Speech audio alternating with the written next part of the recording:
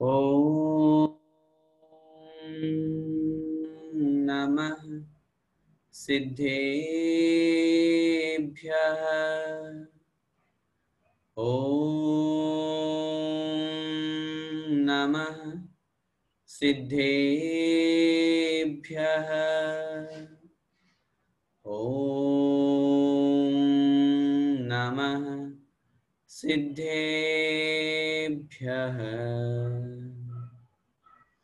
मोक्षमार्गस्य नेतारं भेत्तारं कर्मभूभृतां ज्ञातारं विश्वतत्त्वानां वन्दे तद्गुणलब्धये। पंच परमेष्ठी भगवान की जय। द्वादशांग जनवाणी माता की जय। आचार्य भगवंत श्री उमा स्वामी मुनि महाराज की जय। आचार्य भगवंत श्री विद्यासागर जी महामुनिराज की जय। पूज्य गुरुदेव मुनि पुंगव श्री सुधा सागर जी महाराज की जय। अढ़ाई द्वीपस्थ समस्त मुनिराजों की जय। तत्वार्थ सूत्र ग्रंथाधिराज आचार्य भगवान उमा स्वामी द्वारा विरचित हम सभी 4 अध्याय तक स्वाध्याय कर चुके हैं, जिसमें जीव तत्व का विशेष रूप से वर्णन रहा। उससे संबंधित आपकी जो भी जिज्ञासाएं हैं उनका यहाँ पर समाधान के लिए मैं सबसे पहले निवेदन करूंगा ममता जी जैन। जय जनार्दन भैया जी। जी भैया जी, मेरा प्रश्न था कि आयु है जो आपने एक समय ली, तो घात इश्क की अपेक्षा से तो कुछ अधिक समझ में आ गई, लेकिन एक समय से क्या तात्पर्य है? दूसरा प्रश्न था भैया जी, अनुदिश 9 अनुदिश हैं, 9 अनुदिश में उत्कृष्ट आयु तो 32 सागर है, और जगन्य आयु कैसे लेंगे? और सर्वार्थ सिद्धि की 33 सागर है सभी अनुत्तरों की, लेकिन और जगन्य आयु कैसे बनेगी भैया जी? ठीक, देखिए आपने 2-3 प्रश्न एक साथ सारे पूछ लिए हैं। पहला निवेदन तो मेरा ये है, एक समय लगाने के लिए आचार्यों ने यहाँ सूत्र में कथन नहीं किया है, लेकिन जब हम जघन्य आयु लगाएंगे तो जघन्य और उत्कृष्ट में भेद तो करेंगे। जी पहले दूसरे, जैसे माना कि पहले दूसरे स्वर्ग की उत्कृष्ट आयु कितनी है? 2 सागर कुछ अधिक। कुछ अधिक। अब ये जो 2 सागर कुछ अधिक है ये, और तीसरे चौथे स्वर्ग की जघन्य आयु में अनंतरा कोई अंतर नहीं है, कोई गेप नहीं है। कोई गेप नहीं है का तात्पर्य है उसके बीच में कोई टाइमिंग का, कोई समय का, कोई काल का गेप नहीं है। इसलिए हमने 2 सागर कुछ अधिक में एक समय जोड़ करके और तीसरे चौथे स्वर्ग की जगन्य आयु बना दी। क्योंकि आचार्यों की इस कथन को हमें स्पष्ट समझना चाहिए, पहले पहले स्वर्ग की उत्कृष्ट आयु आगे आगे के स्वर्ग की जघन्य आयु बन जाएगी, उनमें अंतर नहीं पड़ेगा। ये इस तरह से हमने एक समय जोड़ा। दूसरी बात, आपने कहा कि 9 अनुदिशों में जघन्य आयु कितनी, उत्कृष्ट आयु तो कितनी है? 32 सागर। जी जब 32 सागर उत्कृष्ट आयु, तो पहले 9वें ग्रेवेग को देखिए, 9वें ग्रेवेग में कितनी उत्कृष्ट आयु थी? 31 सागर। तो उस 31 सागर में एक समय प्लस कर देंगे तो 31 सागर एक समय 9 अनुदिशों की जघन्य आयु हो जाएगी। अर्थात अगर कोई 9 अनुदिशों में जन्म लेता है तो वह 31 सागर एक समय से लेकर के 32 सागर तक की आयु प्राप्त कर सकता है।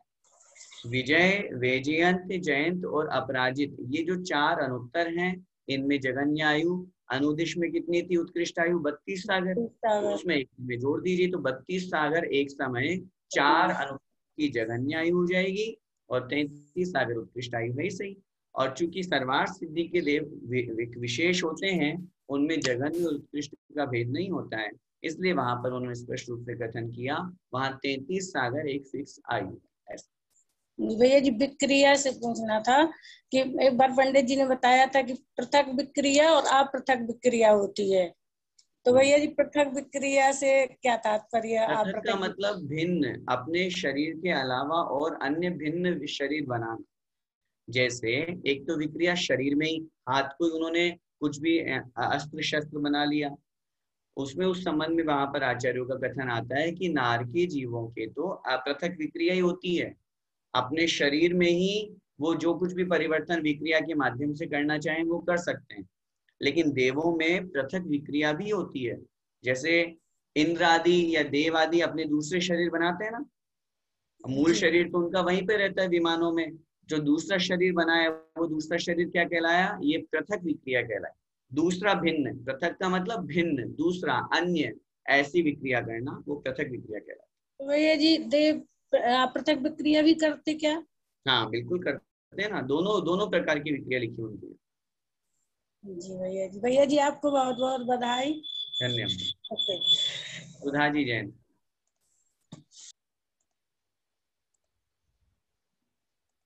अनम्यूट कीजिए। अनम्यूट। हाँ। जय जय जय जी। जिनेन्द्र भैया जी। जी भैया जी हमसे चार्ट नहीं बना वो, कौन सा वाला चार्ट? तो जगन्य जो, उत्कृष्ट का? हाँ जी वो नहीं बन पाया हमसे। क्यों, कहाँ दिक्कत आ रही है? हमसे बनाना आया ही नहीं। बनाने में क्या दिक्कत है?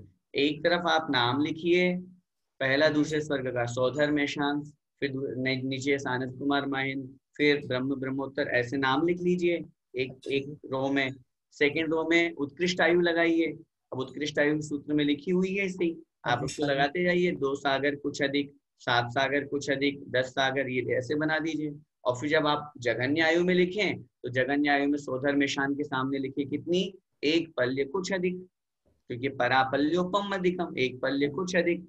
फिर उसके नीचे जब सानंद कुमार माहेंद्र की बात आएगी तो जो पहले दूसरे स्वर्ग की उत्कृष्ट आयु है उसमें एक समय जोड़ दीजिए। कुछ नहीं करना, बस पहले वाले को देखते जाए, अपने से पहले वाले को देखते जाएं। पहले वाले में हमने लिखा था 2 सागर कुछ अधिक, जघन्य में तीसरे चौथे के जघन्य में एक समय प्लस करके 2 सागर कुछ अधिक एक समय, ऐसे बना दीजिए, बिल्कुल बन जाएगा। जय जिनेन्द्र भैया जी। जय जिनेन्द्र। अनीता आंटी।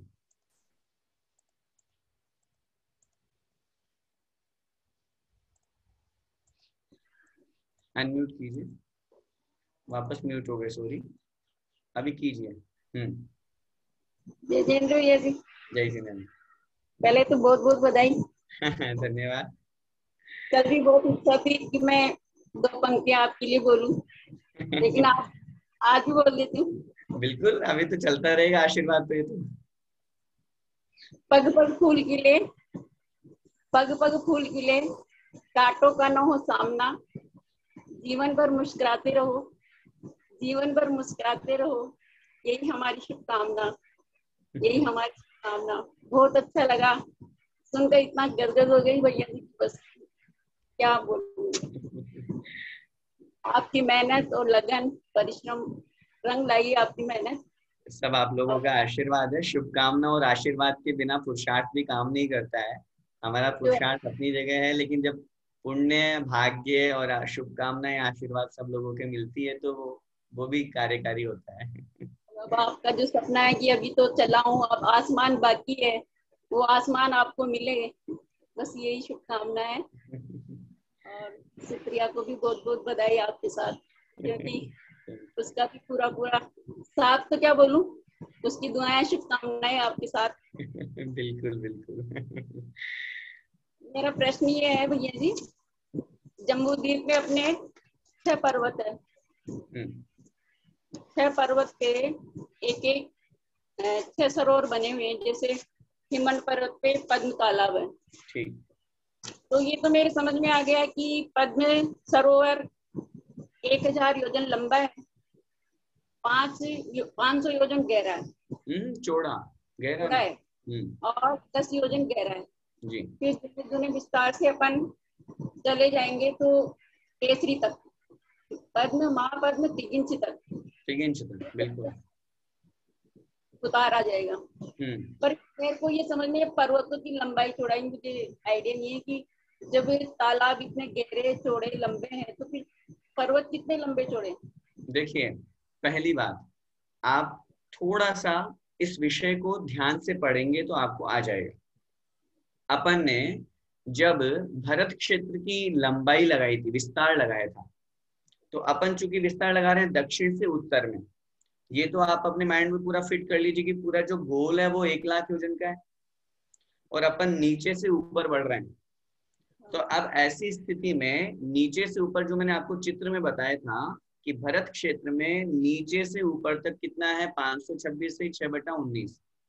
और ये अपन ने नियम पढ़ा है कि जितना क्षेत्र है पर्वत उससे दुगना विस्तार वाला है ना, विदेह क्षेत्र तक लगाना है। तो जो भीमन नाम का पर्वत होगा वो नीचे से बेस, जमीन से, क्योंकि वो दीवार के जैसे अपन ये पढ़ चुके हैं, ऊपर मध्य और नीचे से वो समान विस्तार वाला है। तो एक तरह से दीवार मान लीजिए थोड़ी देर के लिए, समतल सपाट है मतलब। हाँ। अब वो जो नीचे का बेस है, जो जैसे अपन ने भरत क्षेत्र का लगाए ना जमीन, तो ऐसे ही उस पर्वत की जमीन नीचे का बेस कितना है, वो 1052 से ही 12/19 हो गया। ये तो हुआ उत्तर से दक्षिण से उत्तर वाला, और जब पूर्व से पश्चिम लगाएंगे तो ये तो बहुत ज्यादा है, क्योंकि 1,00,000 योजन है ना, तो मध्य से 1,00,000 योजन है। जब कॉर्नर की तरफ आएंगे तो थोड़ा कम हो जाएगा। उसका विस्तार भी आचार्यों ने शास्त्रों में लिखा है, वो अभी स्मरण में नहीं है, बड़े ग्रंथों में है। तो वो विस्तार तो अपन को अभी विशेष उसकी जानकारी नहीं चाहिए। अभी तो अपन जब नीचे वाला उत्तर से दक्षिण की तरफ का लगा रहे हैं, दक्षिण से उत्तर लगा रहे हैं, तो वो है 1052 सही 12/19 योजन। तो अब उस वो ऊपर भी उतना ही है जितना नीचे, जैसे ये समझ लीजिए कि ये नीचे का बेस है तो ऊपर भी इतना ही होगा। अब इस ऊपर वाले में और इधर से इधर की लंबाई चौड़ाई तो बहुत ज्यादा है, तो अब उसकी बिल्कुल सेंटर में 1000 लगाइए आप, और इधर 1000 लगाएंगे और इधर 500 लगाएंगे, ऊपर ही पर्वत के जस्ट ऊपर ही, और 10 योजन गहरा लगा लीजिए। और अच्छा, ऊंचाई कितनी है, ऊंचाई के बारे में सूत्र में वर्णन नहीं आया, लेकिन अन्य ग्रंथों में हमने पढ़ा, हिमवन नाम का जो पर्वत है ये 100 योजन ऊंचा है। 100 योजन ऊंचा। महाहिमन 200 योजन ऊंचा, और उसके बाद में हिमन महाहिमन तिगिंच जो है वो 400 योजन ऊंचा, और वापस उल्टा क्रम शुरू हो जाएगा। लंबाई कौन सी लंबाई? हिमन पर्वत की। हिमवन पर्वत की जो लंबाई पूर्व से पश्चिम वाली है, वो पूर्व से पश्चिम वाली लंबाई हमें स्मरण में नहीं है, क्योंकि जब अपन मध्य से लगाएंगे विदेह क्षेत्र वाला पार्ट, वहां तो 1,00,000 योजन है। अब उस 1,00,000 में कम कम कम करते जाएंगे, ऐसा वर्णन वहां आचार्य ने लिखा है। त्रिलोकसार त्रिलोकपरिणति ग्रंथ में मुझे शायद हो सकता है मिल जाए, तो वहां से अपन लगा सकते हैं। और थोड़ा एक और प्रश्न है, जैसे ज्योतिषी देव है वो जम्बूद्वीप की परिक्रमा करते हैं सारे, जम्बूद्वीप की नहीं, सुमेरु पर्वत की, सुमेरु पर्वत की प्रदक्षिणा करते हैं, तो फिर धाती खंड और अर्ध पुष्पराज के जो ज्योतिषी देव होते हैं वो भी सुमेरु पर्वत की, क्योंकि वहां भी तो वहां मेरु है, लेकिन वहां उद्देश्य मेरुओं की परिक्रमा करना नहीं है। वहां उद्देश्य तो एकमात्र सुमेरु पर्वत को आधार बना लिया। अकृत्रिम रचना, प्राकृतिक रचना, अनादिकालीन रचना है कि उनको चक्कर लगाना, परिभ्रमण करना है। तो चाहे वो कितने भी दूर हो, चाहे वो धात्री खंड का भी क्यों ना हो, पुष्कराट का भी क्यों ना हो, वो तो चाहे भले दूर दूर घूम रहा है, लेकिन उसका आधार क्या है, सुमेरु पर्वत है।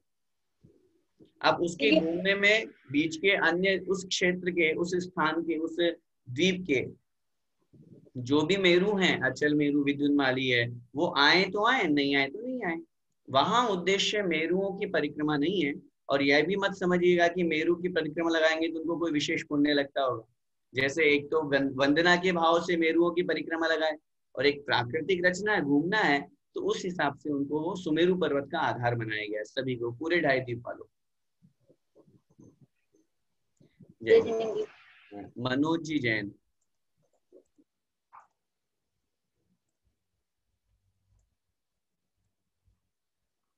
अनम्यूट कीजिए। जय जिनेन्द्र भैया जी। जय जिनेन्द्र जी, बोलिए। वापस आप म्यूट हो गए, फिर से कीजिए अनम्यूट जी। भैया जी जय जिनेन्द्र जी। सबसे पहले तो बधाई, मेरा कल नंबर नहीं लग पाया था। बहुत बहुत धन्यवाद। स्वीकार करिएगा। और मैं एक और बता दूं, लगभग ये 1.5 माह हो गया क्लास को। हाँ जी। उसमें आज मेरा पहली बार नंबर लगा। अच्छा। दूसरा मेरा प्रश्न भैया जी ये था कि अपन जब ये इसका 3 लोक के रचना देखते हैं तो 14 राजू उसका ऊपर से नीचे, नीचे से ऊपर तक का 14 राजू ऊंचाई है जी। 7 राजू अधोलोक में है और 7 राजू ऊर्ध्वलोक में है। और जब अपन लोक नाड़ी आपने समझाया था कि लोक नाड़ी में 13 जीव रहते हैं, तो उसमें 13 राजू से कुछ कम बताया था आपने। मेरा निवेदन, थोड़ा सा आपके प्रश्न में करेक्शन बीच में करना चाहूंगा। पहली बात तो ऊर्ध्वलोक और अधोलोक को अपन मोटे रूप में 7 राजू कह देते हैं, लेकिन जब हम विषय को समझते हैं तो जो मध्य लोक का 1 लाख योजन का जो हाइट है सुदर्शन मेरु की, वो 1 लाख योजन जो है वो ऊर्ध्वलोक के 7 राजू में सम्मिलित है। तो जब हम ऊर्ध्वलोक की हाइट निकालेंगे तो हम वहां आचार्य ने लिखा है 1 लाख योजन कम 7 राजू। तो इस तरह से समझना चाहिए। और दूसरी बात जो आप बता रहे हैं वो लोक नाड़ी नहीं है कुछ कम 13 राजू, वो त्रस नाड़ी है। त्रस नाड़ी जो है वो कुछ कम 13 राजू है। लोक नाड़ी तो पूरी 14 राजू है, लेकिन जहां त्रस जीवों के निवास स्थान संबंधी हमने चर्चा की थी वो कुछ कम 13 राजू है। अब आगे कहिए। नहीं तो वो कैसे उसे निकालते, कितना कम आएगा? अच्छा ठीक, वो कैसे कम हुआ? पहले तो हम 14 राजू जो पूरा हमारा लोक हुआ या लोक नाड़ी हुई, उसमें हमने 13 राजू कैसे किया? जो नीचे का जो 1 राजू का भाग है, 7वें नरक में 13 जीव होते हैं, नारकी जीव पाए जाते हैं। 7वें से नीचे का जो पूरा 1 राजू का भाग है, कलकला वाला, जिसे हम कलकला नाम देते हैं, वो 1 राजू है पूरा, उसमें 13 जीव नहीं पाए जाते, तो इसलिए 1 राजू तो वो कम हो गया। अब बचे 13 राजू। अब 13 राजू में भी कुछ कम क्यों किया, उस संबंध में स्पष्ट रूप से विषय को समझिएगा। अगर हमने कुछ करणानुयुग पढ़ा है तो हो सकता है विषय जल्दी समझ में आ जाए। 7वीं पृथ्वी जो है, जिसका नाम है महातम प्रभा पृथ्वी, वो है 8,000 योजन मोटी, नीचे की अधोलोक की। जी 8,000। उसमें जो वो बिल बने हुए हैं नारकी जीवों के, वो ऊपरिम भाग में बने हुए हैं 3,999 से 1/3 भाग तक। अच्छा। और बाकी नीचे का जो है वो ठोस स्थान है, सॉलिड। तो जब हम कुछ कम 13 राजू लगाएंगे तो वो जो 7वीं पृथ्वी का नीचे का बेस है वो 13 राजू के अंतर्गत आ गया जी। लेकिन जो नारकी है 7वें नरक के, वो तो लगभग 4,000 योजन में तो रहते नहीं है, वो तो ऊपर रहते हैं। तो 4,000 योजन वो कम कर दिया हमने। और ऊपर चलिए, अब ये तो हो गया अधोलोक में कम करना। ऊर्ध्वलोक में जब अपन आगे बढ़ते हैं तो सर्वार्थ सिद्धि विमान जो है, जहां पर अनुत्तर पाए जाते हैं 5 अनुत्तर, तो सर्वार्थ सिद्धि विमान तक ये 13 जीव है। सर्वार्थ सिद्धि विमान के ध्वज दंड से ऊपर 12 योजन ऊपर 12 योजन का स्पेस है, फिर 8 योजन की ईशत प्रागवर नाम की पृथ्वी है, फिर 12 योजन का क्या ध्वज दंड है भैया जी? नहीं, ध्वज दंड से 12 योजन का स्पेस है। अच्छा जी। ईशत प्रागवर पृथ्वी जो है, जैसे माना कि ये पृथ्वी है, तो ये जो ध्वज दंड है अंगुली के बीच का ये जो स्पेस है, ये तो हुई ध्वज दंड, और ये बीच का गेप जो है वो 12 योजन है। तो ये जो 12 योजन का है, 8 योजन की पृथ्वी है और 3 वातवल है, इनमें भी 13 जीव नहीं पाए जाते। तो इतने स्थान को कम कर देते हैं तो हम कहते हैं कुछ कम 13 राजू, ऐसा समझना चाहिए। अच्छा, बहुत बहुत धन्यवाद। जय जी। जय जी। सुमेर जी जैन।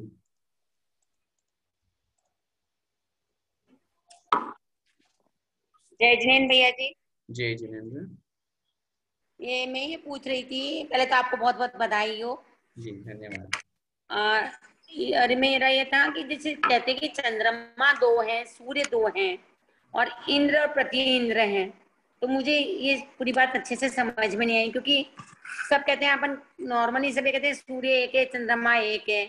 भक्तामर का जो स्तोत्र अपन पढ़ते हैं उसमें भी कहते हैं कि एक सूर्य ही सब कुछ कर लेता है, उसकी अपन नहीं कर सकते हैं, तो थोड़ा सा ये समझना था।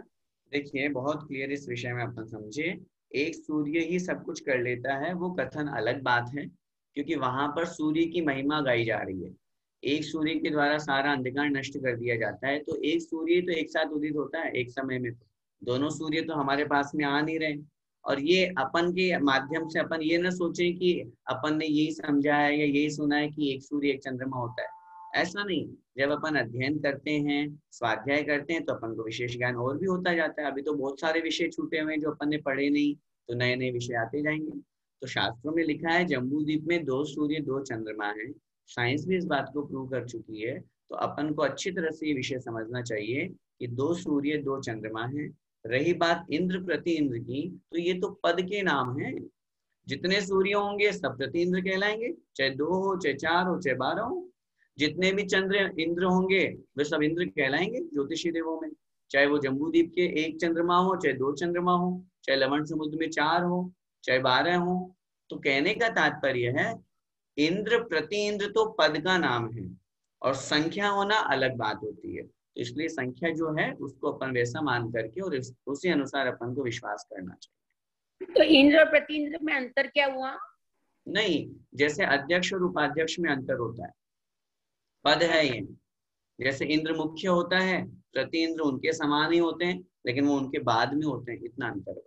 तो सूर्य प्रति इंद्र हुआ, सूर्य प्रति इंद्र होता है, इंद्र चंद्रमा इंद्र होता है।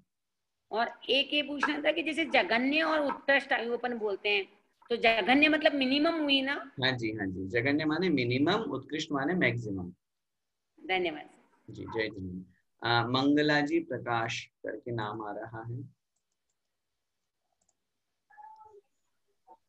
क्या त्रयस्त्रिंशत् देव हमेशा तत्व चर्चा में रत रहते हैं? नहीं, त्रयस्त्रिंश देवों के बारे में ऐसा कहीं पढ़ने को हमें नहीं मिला। जब हम लोकांतिक देवों की बात करते हैं या फिर सर्वार्थ सिद्धि के देवों की बात करते हैं, तब तो वहां स्पष्ट रूप से हमें पढ़ने में आया कि हाँ वो अपना निरंतर तत्व चर्चा करते हैं। लेकिन आपने त्रयस्त्रिंश के बारे में कहा तो उसके बारे में हमारे कहीं पढ़ने में ऐसा नहीं आया।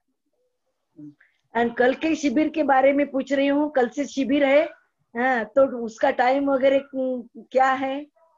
जी, उसकी टाइमिंग के लिए मैं ग्रुप में मैसेज कर दूंगा, और वैसे आया भी है, आप वहां से देख लीजिए। सुबह से लेकर के शाम तक लगभग 6-7 क्लासेस चलेंगी। उसमें विशेष रूप से अध्यात्म के भी विषय हैं, न्याय के भी विषय हैं, समय सारजी हैं, न्याय दीपिका है, ये सब विषय हैं। तो आप अपना समय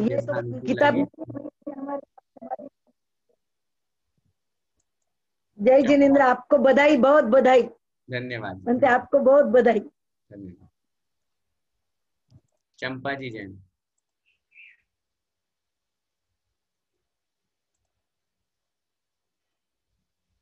वापस म्यूट हो गए आप।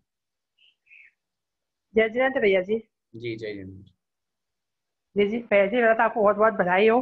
धन्यवाद। हमने जब से सुना तब से हमें बहुत अच्छा लगा आपको सुन करके। पर भैया जी, आपने कौन से डॉक्टर बने हैं? डॉक्टर की खातिर कौन से डॉक्टर के हिसाब से लगी है, ये पूछा था। डॉक्टर का मतलब 2 तरह के डॉक्टर होते हैं, एक तो जो वही एक तो जो इलाज करने वाले डॉक्टर, वो वाले डॉक्टर। नहीं वो तो नहीं, हमारा पेशा नहीं है, वो हम उस लाइन में नहीं है। एजुकेशन लाइन में जो PhD करते हैं, थीसिस लिखते हैं, शोध करते हैं, रिसर्च करते हैं, तो फिर यूनिवर्सिटी की तरफ से वो डिग्री मिलती है। तो वो हमने रिसर्च किया था संस्कृत। बहुत बहुत बधाई भैया जी, हमें बहुत बहुत बधाई हो आपकी, बहुत मेहनत लग भैया जी आपकी। भैया जी, मेरा प्रश्न था ये ना, सनत कुमार है ना, महेंद्र कुमार सप्त जी, इसका ना कैसे लगाना अधिक सादर आयु से? नहीं, अधिक तो पिछले सूत्र से लगाना है। पिछले सूत्र में सौधर में शानियो सागरो पमे अधिके, तो वहां 2 सागर कुछ अधिक दिया हुआ था। तो आचार्यों ने इसके अर्थ में नीचे लिखा कि कुछ अधिक जो है वो पिछले सूत्र से हमें लगा लेना। अच्छा, पिछले बार से लगाना है। हाँ, पिछले सूत्र में कुछ अधिक दिया था, तो यहाँ भी कुछ अधिक लगा ले। तो एक क्या फिर शब्द वाला ना, इसमें ना पहले सागर क्या होगी? पहले नरक की आयु पहले से क्या लगाएंगे अपन? शुरुआत में क्या लगाएंगे भैया अपन? पहले ये ना पढ़ते पूर्वा का, तो पहले 1 सागर की आयु का मतलब क्या लगाएंगे अपन? ये पहले 1 सागर की नहीं, हम ये लगाएंगे पढ़ते आगे आगे की जघन्य आयु, पूर्वा पहले वाले की उत्कृष्ट आयु में अंतरा, अंतर नहीं है, गेप नहीं है। मतलब आगे की अगर हमें जघन्य आयु लगाना है तो क्या करें? पहले वाले जो स्वर्ग हैं अथवा नरक हैं, उनकी आप उत्कृष्ट आयु ले लीजिए और उसमें 1 समय ऐड कर दीजिए। ऐसे कितने लेंगे बेचस के? जैसे उदाहरण नरक में लगाते हैं अपन उदाहरण। पहले नरक की जघन्य आयु तो बता दी, 10 वर्ष सहस्त्राणी प्रथमायाम, ठीक है। और पहले नरक की उत्कृष्ट आयु कितनी बताई? 1 सागर की। अब जब हम दूसरे नरक की जघन्य आयु लगाएंगे तो पहले नरक की उत्कृष्ट आयु में 1 समय जोड़ देंगे, तो वो दूसरे नरक की जघन्य आयु आ जाएगी। मतलब 1 सागर 1 समय, ये क्या हुई? ये दूसरे नरक की जघन्य आयु हुई। दूसरे की जघन्य आयु। हाँ जी, पहले पहले अच्छा, वाले की उत्कृष्ट आयु, इस बात को ध्यान रखिए आप। तो पहले पहले हाँ। वाले की उत्कृष्ट आयु, अगले अगले वाले की जघन्य आयु होती है।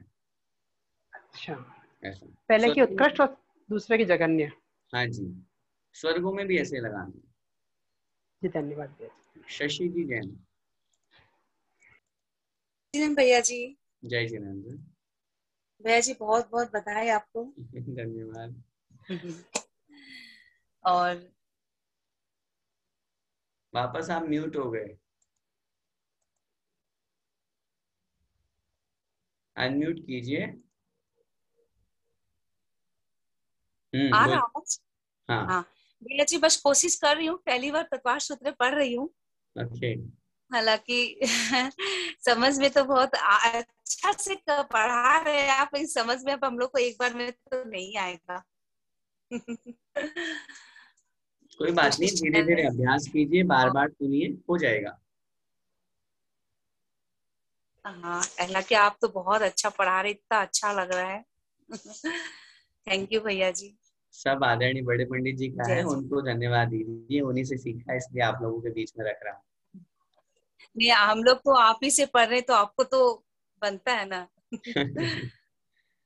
बताइए क्या प्रश्न है? प्रश्न तो भैया जी कुछ नहीं, बस आपको बधाई देने के लिए ही फोन किए। ओके ओके, बहुत बहुत बधाई आपको। धन्यवाद। थैंक यू भैया जी। जी सुनीता जी छाबड़ा। हाँ, जय जिनेन्द्र भैया जी। जय जिनेन्द्र। सबसे पहले तो बहुत ज्यादा आपको बधाई देते हैं हम लोग धन्यवाद। तहे दिल से। और आपका तो अथक प्रयास आपका है, हम लोग की थोड़ी सी मेहनत। बहुत बहुत प्रयास कर रहे हैं आप हम लोगों को पढ़ाने के लिए, और बहुत लाभान्वित हम लोग हो रहे हैं धर्म के प्रति भी। मतलब अब इसके अंदर में हम लोग घुसते जा रहे हैं, धर्म के प्रति इतना वो नहीं था, लेकिन अब काफी अच्छे भाव बनने लग गए हैं। और भैया जी, और तत्वार्थ सूत्र जो था वो इतना कठिन हम लोग कभी सोचे भी नहीं थे कि आप इतना सरल करवा देंगे हम लोगों के लिए। हाँ, मतलब समझने में भी आ रहा है। ऐसे पहले लगता था कि बहुत विशाल, बहुत अथाह ग्रंथ है कि इसको पढ़ने में बहुत मुश्किल होगी, लेकिन आपकी मेहनत से हम लोगों को काफी समझ में आ रहा है अब। अच्छा भैया जी, क्वेश्चन था मेरा एक, इसमें 28,002 नदियां क्यों दिखा रहे हैं इसमें भरत क्षेत्र में? दो इसलिए, गंगा सिंधु को भी तो जोड़ लिए वो लोग। वो 28,000 जो दो नदियां क्लब लिखे हैं, वो उन्होंने हाँ। भरत क्षेत्र की लिख दी अच्छा। उन्होंने। हाँ, भरत क्षेत्र में गंगा और सिंधु सब दो। जगह में ये उन्होंने 56,002 कर दिया, फिर 1,12,002। तो दो तो होंगी ना। अच्छा, क्षेत्र में कितनी नदियां? क्षेत्र में तो 14,000 नदियां थी, एक एक क्षेत्र 14,000 की तो तो डबल सहायक कट। नदियां थी। गंगा अच्छा नदी की अच्छा सहायक नदी 14,000, सिंधु नदी अच्छा। की सहायक नदी 14,000, टोटल कितनी हो गई? 28,000। अच्छा अब अच्छा अच्छा गंगा और सिंधु कितनी है? एक एक, तो हाँ। गंगा अच्छा, सिंधु की एक एक हो गई, तो 28,000 और दो। अच्छा, आगे और आप करें 56,000 दो भी क्यों? क्योंकि 14 की डबल तो 28 28 हो गई। हाँ और हाँ हाँ। और रोहित रोहिताज से दो ही तो है, अच्छा तो उस अच्छा। स्थिति में और फिर रोहित रोहिताज से की दो हो गई, तो एक और 56। तो ये विदेश क्षेत्र के भी 1,40,078 नदियां, विदेश क्षेत्र की हाँ, इनमें और अन्य 1,40,078। नदियां, वो जो वहां, और जो विभंगा नदी जो जो बनती है, जो विदेश अच्छा। क्षेत्र के 32 टुकड़े बनते हैं ना, 32 भाग बनते हैं, 32 नगरियां हाँ हाँ पड़ती हैं, हाँ। उनमें एक पर्वत है, एक विभंगा नदी, एक पर्वत है, एक विभंगा नदी अच्छा है, तो इसलिए वो उन विभंगा नदियों की भी संख्या वहां जोड़ी गई। अच्छा। एक भैया जी और था, ये अवसर्पणी काल, उत्सर्पणी काल, ये सब आगम के प्रमाण है कि ये कुछ कैलकुलेशन आगम के हिसाब से ये पूरा? बिल्कुल पूरा, बिना आगम के शब्द का एक भी शब्द बाहर का नहीं है, पूरा नहीं, जैसे अभी कैलकुलेट। दुक्मा काल चल रहा है, तो ये जो है वो शास्त्र जी के हिसाब से ही लिखा हुआ है क्या? बिल्कुल 100% शास्त्री जी के अनुसार ही है, और वर्तमान में वो सब चीजें दृष्टि गोचर भी हो रही है, तो आगम की वो सब बात सिद्ध भी होती है। अच्छा अच्छा, धन्यवाद। जय जिनेन्द्र। जय जी। नीना जी पंचोली। जय जिनेन्द्र भैया जी। हाँ, थोड़ा सा तेज बोलिए। भैया जी जय जिनेन्द्र। हाँ जी, जय जिनेन्द्र। आपको बहुत बहुत बधाई हो, और बहुत बहुत धन्यवाद। आज हमारा बहुत समय में नंबर लगा, बहुत क्वेश्चन थे। लेकिन भैया जी ऐसा लग रहा था जैसे हम समोशन में ही बैठे हो, जो मैं सोचती थी वो आगे से कोई और क्वेश्चन पूछ लेता था। तो मेरा आंसर तो अपने आप यहाँ बैठे बैठे बिना पूछे ही मिल जाता था। चलिए, बहुत अच्छा। एक क्वेश्चन भैया जी मेरा ये है, चौथे अध्याय से 31वां सूत्र जो आपने बताया था, 30 नवेकादश त्रयोदश ये वाला, इसमें +7 कौन से सूत्र से किया? इसके पहले वाले से? +7 इस सूत्र में नहीं लिखा, अधिकानि शब्द लिखा है। मतलब ये 3, 7, 11 है, सॉरी हाँ 9, 11, 13 और 15 अधिकानि, मतलब अधिक जोड़ना है। तो अब ये किससे अधिक जोड़ना है ये सूत्र में नहीं लिखा, टीका आदि ग्रंथों से अपन को ज्ञान हुआ। तो जो पिछले सूत्र में 7 सानत कुमार महेंद्र की जो आयु थी, उससे अपन को यहाँ पर 7 और प्लस प्लस अधिक अधिक करते जाना है। अच्छा, पिछले सूत्र से ही करना पड़ा ना महेंद्र? हाँ, की जो सानत कुमार महेंद्र से जी। सानत कुमार महेंद्र। अच्छा, एक इसके जस्ट पहले वाले 29वें सूत्र में 8 अपकर्ष कालों में हमारी आयु का बंद होता है, तो ये क्या है 8 अपकर्ष काल? 8 अपकर्ष काल जो होते हैं, ये हमारी जब जितनी आयु होती है उस आयु के 3 भाग किए जाते हैं। जैसे फॉर एग्जाम्पल किसी की 90 वर्ष की आयु है, तो 3 भाग करेंगे तो 30, 30, 30 हो गए।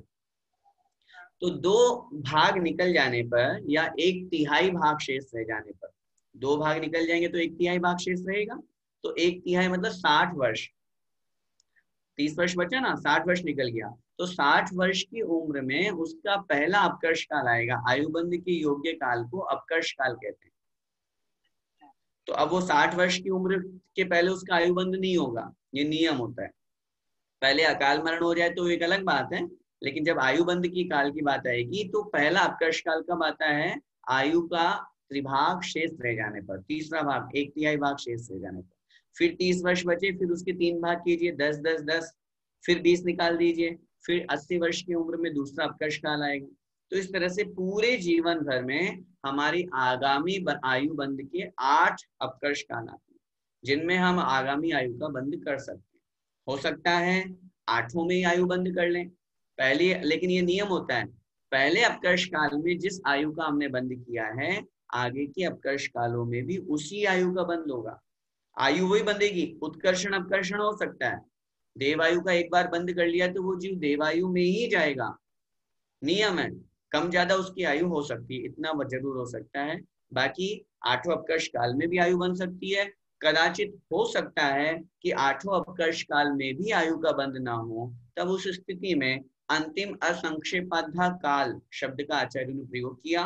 मरण के अंतिम अंतर मुहूर्त में आयु खत्म होने जा रही है, मरण होने वाला है, बस लास्ट के 2, 3, 5, 10 मिनट में उसका अगली आयु का बंध हो जाएगा। ऐसा।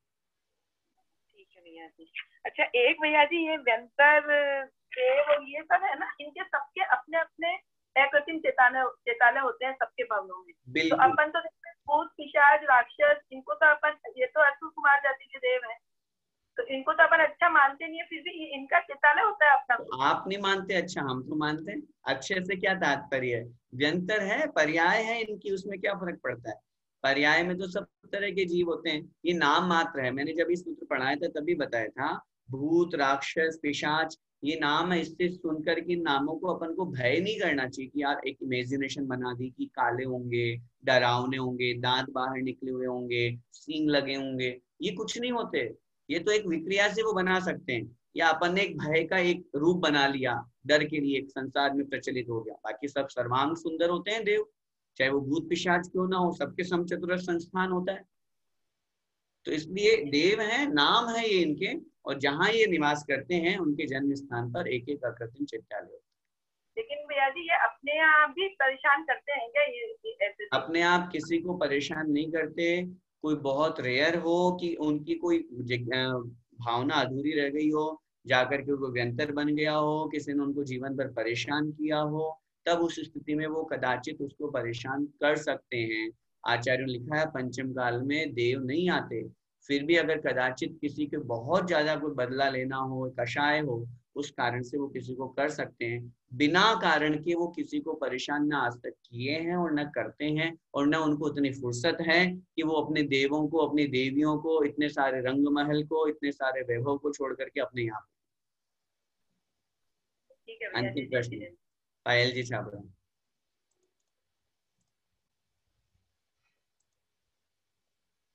अनम्यूट कीजिए। जय जिनेंद्र भैया जी, बहुत बहुत बधाई हो भैया जी आपको। धन्यवाद। जितना बोले उतना कम है, कि बोलना क्या है। आप तो बहुत बड़े महान हैं, हम लोगों को जो पढ़ा, महान आदमी की क्या वो करनी है।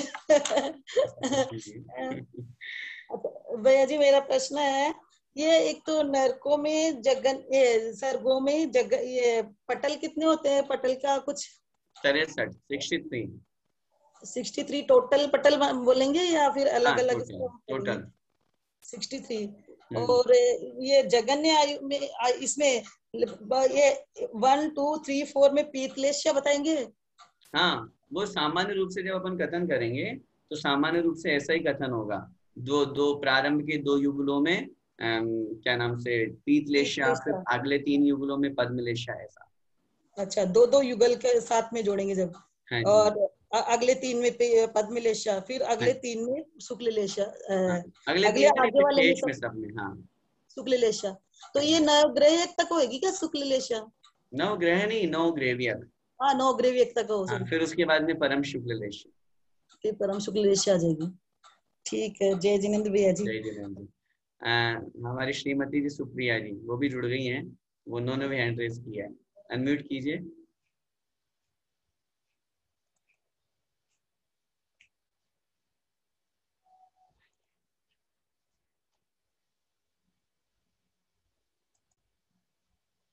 चलिए, शायद हो सकता है किसी और नहीं हो पा रहा है। चलिए, बस आज के लिए इतना ही, समय हो गया है। फिर शेष प्रश्नों का, क्योंकि थोड़ा सा जरूरी आवश्यक कार्य था, इसलिए मैंने 4:15 बजे तक का ही आपको कहा था। चलिए, बोले द्वादशांग जिनवाणी माता की जय। संत शिरोमणि आचार्य भगवंत 108 श्री विद्यासागर जी महाराज की जय। पूज्य गुरुदेव मुनि पुंगव श्री 108 सुधा सागर जी महाराज की जय। अढ़ाई दीपस्थ समस्त मुनिराजों की जय। सभी को जय जिनेंद्र। जय जिनेंद्र।